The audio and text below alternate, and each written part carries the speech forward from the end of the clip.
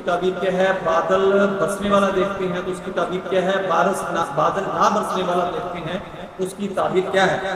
حضرت دانیال علیہ السلام نے فرمایا ہے کہ بادل خواب میں دیکھنا 6 وجہ پر ہے۔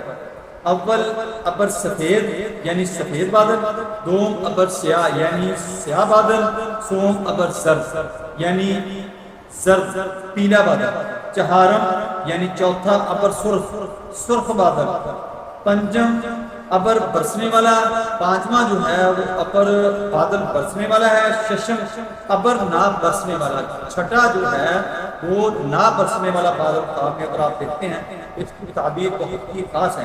اگر کوئی خواب میں اپنے آپ کو ابر سفید برسنے والے کے نیچے دیکھے تو دلیل ہے کہ خدا تعالیٰ اس کو علم و حکمت عنایت فرمائے گا اور لوگوں کو اس کے علم و حکمت سے فائدہ ہوگا۔ اور اگر دیکھے کہ ابر زرد کے نیچے ہے